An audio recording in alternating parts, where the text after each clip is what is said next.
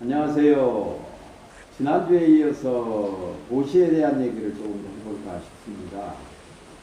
그 불교 용어라 보시지 사실은 공생, 어울림, 나눔 이런 얘기거든요. 우리가 우리 사회를 어떻게 바라볼 거냐, 사회를 살아가는 규칙을 어떻게 우리가 받아들일 거냐 하는 걸 세계관이라고 하는데, 그 사람이 가진 세계관에 의해서 그 사람의 모든 행동이 결정이 되겠죠.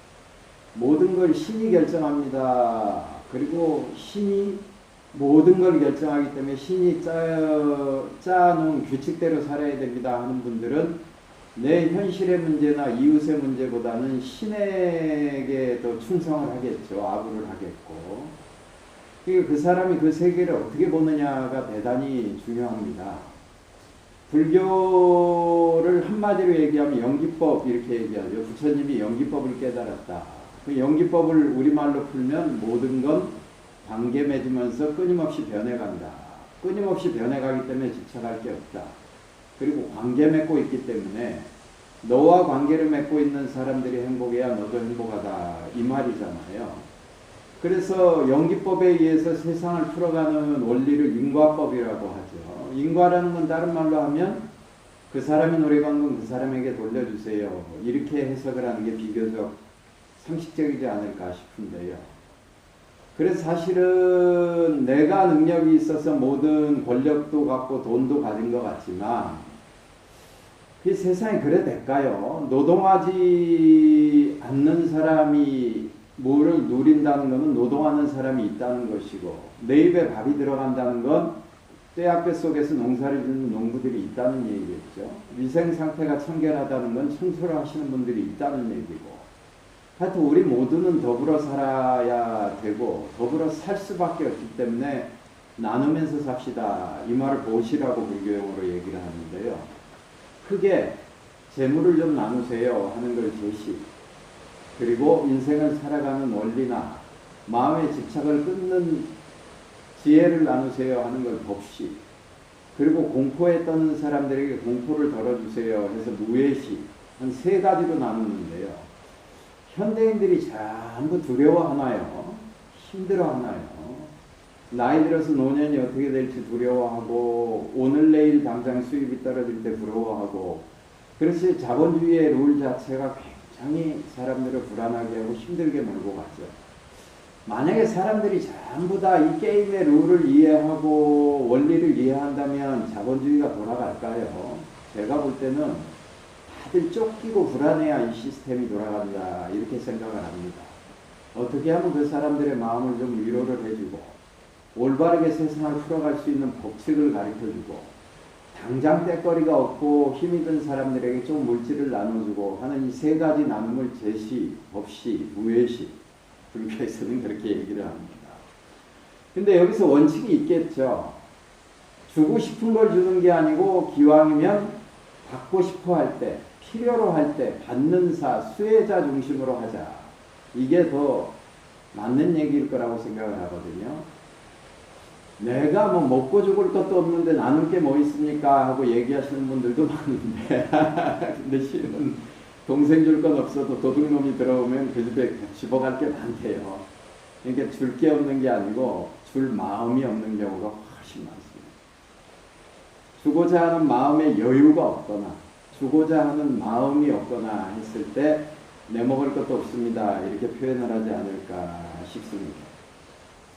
가급적이면 기름진 땅에 먼저 씨앗을 뿌리는 거죠. 같은 씨앗을 뿌렸는데 아스팔트에 뿌리는 것보다는 기름진 땅에 뿌려야 됩니다. 그러니까 보시를 하더라도 좀 지혜롭게 해라. 부처님이 그 말씀 가끔 하시거든요. 네가 대상을 잘 선택해서 올바르게 보시를 해야 너한테도 그게 큰 복이 된다. 이렇게 부처님이 얘기를 하시죠. 불교사의 제일 환상적인 보시가 스달타 장자라는 사람이 나옵니다. 지금으로 말하면 아마 뉴욕의 맨하탄 땅값보다 더 비싼 보시를 했을 거예요. 부처님이 생전에 딱 한 번 누구한테 부탁을 합니다. 그게 이 스달타 장자거든요. 그 당시 북인도 최고의 부자. 지금으로 말하면 빌 게이츠나 뭐 스티브 잡스 이 정도 되는 사람이죠.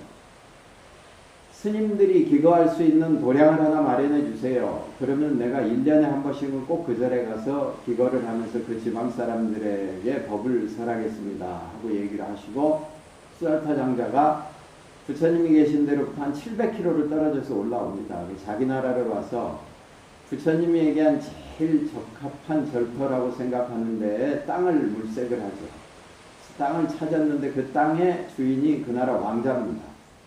그래서 땅을 파세요 하는데 왕자가 뭐 급한 게 없었는지 안 팝니다. 파세요, 안 팝니다. 이 얘기가 2번 되는데, 당대 최고의 부자가 전쟁이 끊기지 않던 시절이잖아요. 그 당시가. 그럼 사실 군수물자도 됐다고 봐야 되겠죠. 싹 잘라서 거절하기가 쉽지 않았던 모양이에요. 그러니까 왕자가 지나가는 말로 그 땅에 전부 금을 깐다면 내가 팔까, 뭐 그러지 않으면 팔 생각이 없습니다. 그러니까 알겠습니다 하고 돌아와서 정말 그 땅에다 금덩어리를 덮었다 해요. 어마어마한 돈을 보시를 한 거죠. 그 태자가 놀라버린 거예요. 그래서 당신이 도대체 그 땅을 뭐다 쓰려고 합니까? 하니까 부처님이 오셨는데 그 부처님과 그 제자들이 수행하는 수행터를 제가 보시려 한다 합니다. 이렇게 얘기하니까 그 태자가 그럼 당신이 땅을 사고 내가 그 위에 건물을 좀 올리겠습니다. 그게 우리가 자주 나오는 기원정사입니다.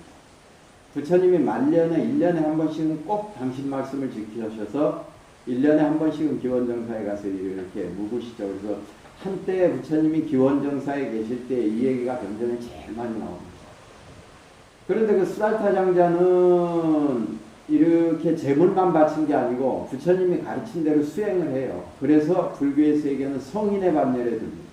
수다원에 들죠.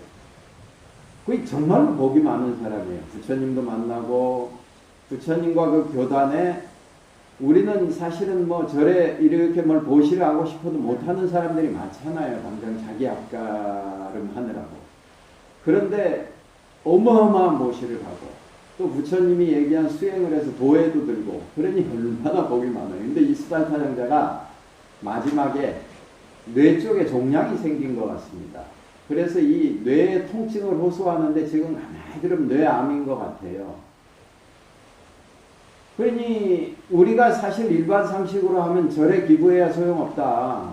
그렇게 큰 보시를 하고 부처님을 직접 만나고 수행을 한 사람이 저렇게 병에 걸려 죽지 않느냐, 통증에 시달리지 않느냐 이렇게 얘기할 건데, 그래 부처님이 수달타 장자가 병에 시달린다는 걸 알고 제자를 병문안을 보내죠.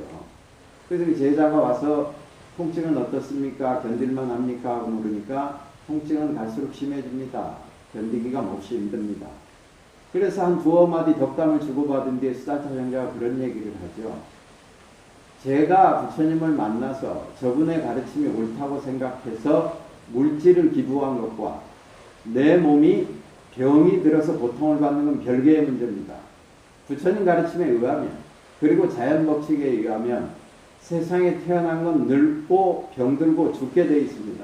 그 원리대로 내가 가는 것이지 부처님께 기부했기 때문에 내가 병에 안 걸려야 되고 부처님께 교단에 기부했기 때문에 내가 고통이 없어야 된다는 생각은 하지 않습니다.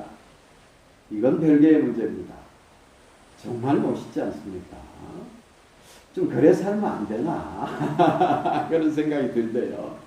제가 재작년 겨울에 태국에 가서 한 일주일 묵었는데 그 태국의 김동환 사장님이라고 아주 멋있는 분을 만났어요.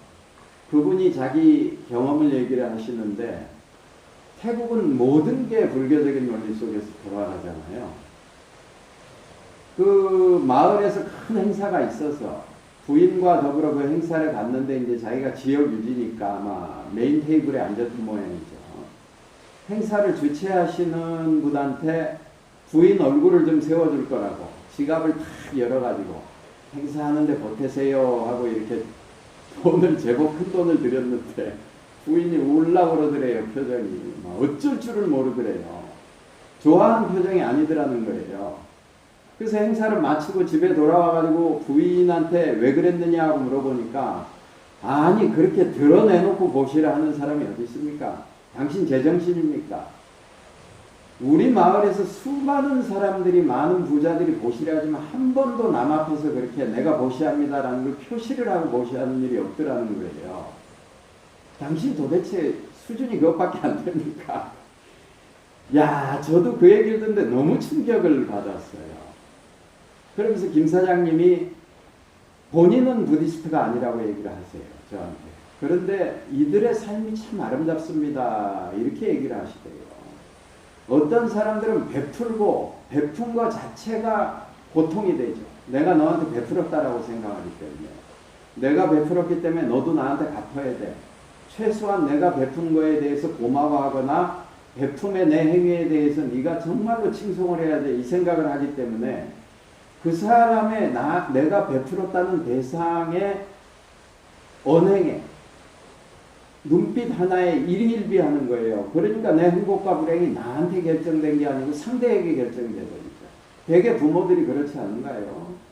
자식을 키워놓고 그냥 다 컸으면 니는 네 할 일하고 나는 내 할 일에서 자유스러워야 되는데 내가 너를 어떻게 키웠는데, 이제 이렇게 되면 고통이 되잖아요.